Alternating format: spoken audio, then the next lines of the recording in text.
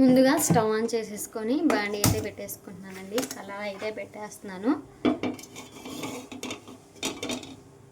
కడాయి అయితే పెట్టేసుకున్నాను కదండి. ఆయిల్ అయితే ఒక 2-3 స్పూన్ల ఆయిల్ అయితే పోస్తున్నానండి. ఆయిల్ అయితే మంచిగా హీట్ అవ్వాలి. ఓకేనండి, ఆయిల్ అయితే మంచిగా హీట్ అయిపోయింది. దీంట్లోకి ఆనియన్, పచ్చిమిర్చి అయితే బాగా మిక్స్ చేసుకొని పెట్టుకున్నాను, మిక్సీ పెట్టేసుకున్నాను. ఈ మిశ్రమాన్ని కూడా దీంట్లో వేసేసుకున్నాను.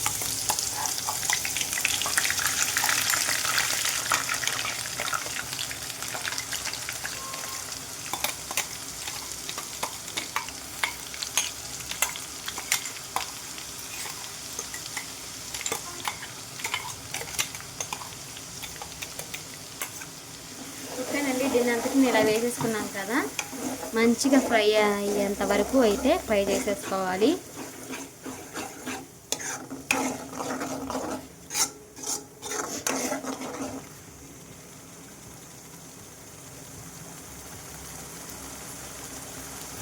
ఓకేనండి, ఇదంతా మంచిగా ఫ్రై అవుతుంది కదా, దీంట్లోకి 1 టీ స్పూన్ అల్లం వెల్లుల్లి పేస్ట్ కూడా వేసేస్తున్నానండి. నేను తీసుకునేది 1/2 kg, అందుకనే అల్లం వెల్లుల్లి పేస్ట్ అనేది 1 స్పూనే వేసాను. 1 స్పూన్ అయితే సరిపోతుంది. ఎక్కువ వేసుకున్న ఫ్లేవర్ అనేది ఎక్కువ అయ్యి స్మెల్ అయితే వస్తుంది.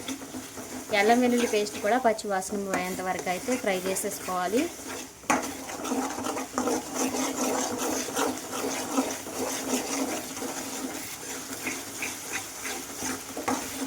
ఇవంతా మంచి ఫ్రై అవ్వాలండి. ఫ్రై అయ్యేంత వరకు అయితే ఫ్రై చేసుకోవాలి. అలానే దీంట్లోకి కరివేపాకు కూడా యాడ్ చేస్తున్నాను. కరివేపాకు కూడా యాడ్ చేశాను కదండి. దీంట్లోకి పసుపు అయితే యాడ్ చేస్తున్నాను. దీని అంతటిని బాగా మిక్స్ చేసుకుందాం.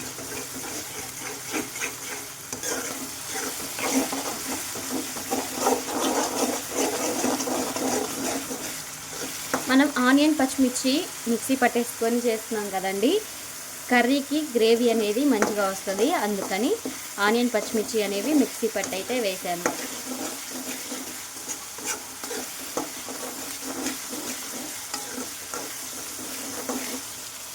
ఓకేనండి, అల్లం వెల్లుల్లి పేస్ట్, పసుపు అంతా మొత్తం వేసేసుకున్నాం కదా, ఇదైతే మంచిగా ఫ్రై అయిపోయింది. దీంట్లోకి మనం శుభ్రంగా కడిగి పెట్టుకున్న చికెన్ కూడా వేసేసుకున్నాము.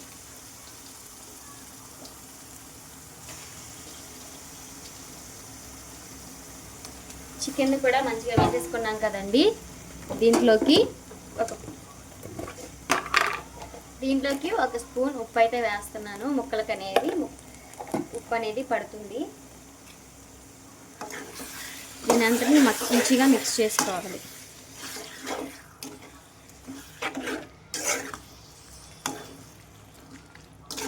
ఓకేనండి, దీని అంతటిని మంచిగా మిక్స్ చేసేసుకున్నాం కదా, దీంట్లోకి మూత పెట్టేసేసుకొని ఉడికించుకుందాం. చికెన్ అయితే వేసేసుకున్నాం కదా, ఒకసారి మూత తీసేసి ఒకసారి కలిదిప్పేసుకుందాము. మధ్య మధ్యలో తిప్పుకుంటూ ఉంటే అడుగంటకుండా ఉంటుంది. చూసారా ఆయిల్ ఎలా పైకి తేలుతుందో.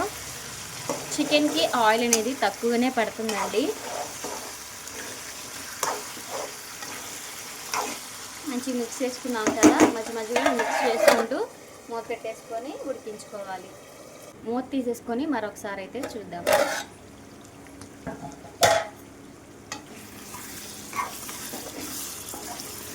ఓకేనండి, కర్రీ అయితే 50% అయితే ఉడికిందండి. ముక్కలు కూడా మంచిగా ఉడికిపోయాయి. దీంట్లోకి మనం స్పైసెస్ అయితే యాడ్ చేసుకున్నాము. కారం అయితే వేస్తున్నానండి. 1/2 టీ స్పూనే వేసాను, ఎందుకంటే మనం తీసుకుంది హాఫ్ టీ స్పూనే వేసానండి కారము, ఎందుకంటే మనం తీసుకుంది 1/2 kg చికెన్ కాబట్టి. అలానే కొంచెం ఉప్పు అయితే వేస్తున్నాను. అలానే కొంచెం ధనియాల పౌడర్.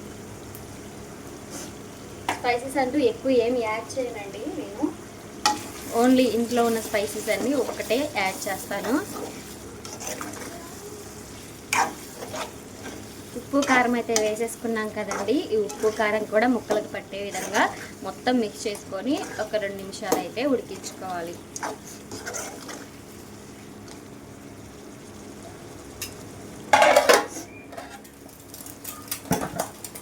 2 2 నిమిషాలు అయితే అవుతుంది కదా.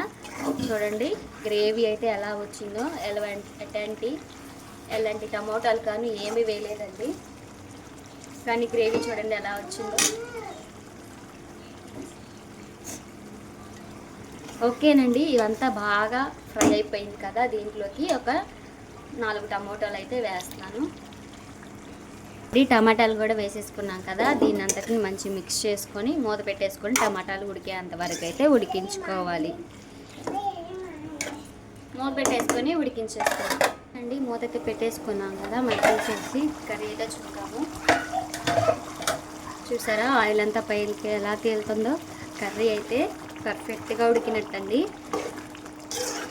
చూసారా గ్రేవీ ఎలా వచ్చిందో. ఆనియన్స్ పచ్చిమిర్చి మిక్సీ పట్టుకొని ఇలా చేస్తే గ్రేవీ ఎంతమందికైనా ఫ్యామిలీ మొత్తానికైతే సరిపోతుందండి. 1/2 kg అయినా కానీ కడుపు నిండా తినొచ్చు. అలానే కర్రీ అయితే అయిపోయింది కదండి.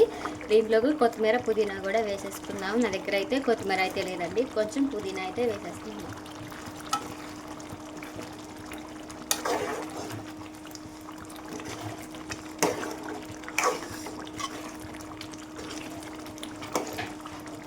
ఓకేనండి, పుదీనా కూడా వేసేసుకున్నాం కదా. ఇప్పుడైతే స్టవ్ బంద్ చేసేసుకోవడమే, మూత పెట్టేసుకోవడమే. కర్రీ అయితే చూసారు కదండి, కంప్లీట్గా అయిపోయింది.